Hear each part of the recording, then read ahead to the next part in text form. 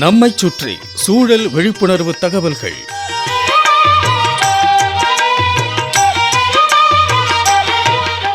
அன்புள்ள வீரமணி ஐயா அவர்களுக்கு உங்கள் மாணிக்கம் எழுதும் மடல். நலம் நலமறிய ஆவல், செய்வன திருந்தச் செய் என்று ஒரு பொன்மொழி உண்டு. எங்களுடைய அலுவலகத்தில் ஓர் உயர் அலுவலர் இருந்தார். அவர்கிட்ட ஏதாவது கேட்க போனால் இதில் 2 விஷயம் இருக்குன்னு ஆரம்பிப்பார். அதுபோல் இன்றைய கடுதாசி ஆரம்பிக்கும் போது 3 செய்திகள் வாழ்க்கையில் முக்கியம்னு எழுத ஆரம்பிக்கிறோம். குட் ஆக்ஷன், நல்ல செயல்களை செய்கிறது. குவாலிட்டி ஃபங்க்ஷன், திறமையோடு செயல்படுவது. கிளியர் விஷன், தெளிவாக செயல்படுறது. இந்த 3 ஒருத்தருக்கு இருக்கணும்னா அவர் தினமும் நல்லா ஆழ்ந்து நிம்மதியாக தூங்க வேண்டியது அவசியம்னு தூக்கம் தொடர்பான சிறப்பு மருத்துவர் ஒருத்தர் குறிப்பிட்டிருக்கிறார். சாப்பாடு நம்ம உடம்புக்கு எவ்வளவு அவசியமோ அதே போல் தூக்கமும் முக்கியமானது. நேற்று நல்லா தூங்கி இருந்தால் தான் இன்றைக்கி நல்லா வேலை செய்ய முடியும், வேலையும் சரியாக நடைபெறும். நம்ம வாழ்நாளில் 1/3 பங்கு நாட்கள் தூக்கத்திலேயே போகுது. அதுதான் நல்லதும் கூட. வீரமணி ஐயா, ஒரு சராசரி மனிதன் ஒரு நாளைக்கு 6லிருந்து 8 மணி நேரம் வரை தூங்கியே ஆகணும். இதில் முன்ன பின்ன 1 மணி நேரம் இருக்கலாம்.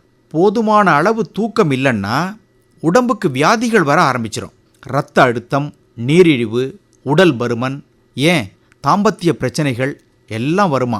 தூக்கம் குறைய குறைய படிப்படியாக உடம்பில் உள்ள செல்கள் எல்லாம் சிதைய ஆரம்பிச்சு அதிலிருந்து டாக்ஸின்ஸ்னு சொல்லக்கூடிய சில தீமை தரும் வேதிப்பொருட்கள் உற்பத்தியாகி நம்ம உடம்புல பல பிரச்சனைகளை உண்டு பண்ணும். அதுவே புற்றுநோய் உட்பட கொடிய நோய்களுக்கு காரணமாகலாம்னு மருத்துவ வல்லுநர் சொல்லியிருக்கிறார். அதனால் நல்ல ஆழ்ந்த நித்திரை அவசியம். சரியான நேரத்தில் தூங்கணும். அது என்ன சரியான நேரம்? இரவு 10 மணியிலிருந்து காலை 6 மணிக்குள்ள தூங்கிறது சரியான நேரம். சரியான அளவு 6 மணி நேரத்திலிருந்து 8 மணி நேரம் தினமும் ஒருத்தர் தூங்கணும். மதிய நேரத்தில் தூங்கலாமான்னு ஒரு கேள்வி எழும். ஒரு அரை மணி நேரம் 40 நிமிஷம், அதுக்கு மேலே போகக்கூடாதுங்கிறார் மருத்துவர். வீரமணி ஐயா, நம்ம உடம்பும் ஒரு மெஷின் மாதிரி தான். இயந்திரத்துக்கு ஓய்வு கொடுக்கணும். தேவை ஏற்படும் போது ஓவர்ஹாலிங், ஆயில் சர்வீஸ்லாம் செய்யணும். இதே மாதிரி தான் நம்ம நிலங்களுக்கும். ஒரு போகம் பயிர் சாகுபடி செய்யாமல் சும்மா அப்படியே தரிசா போட்டு வைக்கலாம். அதாவது ஓய்வு கொடுக்கலாம். தண்ணியும் மின்சாரமும் இருந்துச்சுன்னா நம்ம ஆட்கள் 3 போகமும் பயிர் சாகுபடி செஞ்சுக்கிட்டே இருப்பாங்க. மண்ணுக்கு, நிலத்துக்கு உயிர் கொடுக்கும் நுண்ணுயிர்கள் வாழ இயற்கை உரத்தை தவிர மற்ற எல்லாத்தையும் கொண்டு போய் கொட்டுவாங்க.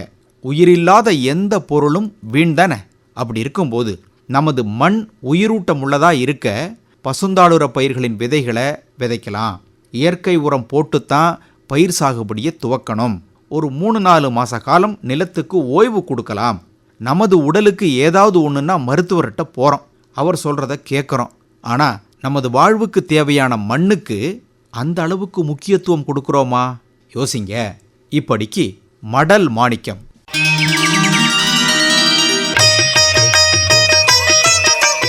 நம்மைச் சுற்றி சூழல் விழிப்புணர்வு தகவல்கள் கேட்டீர்கள்.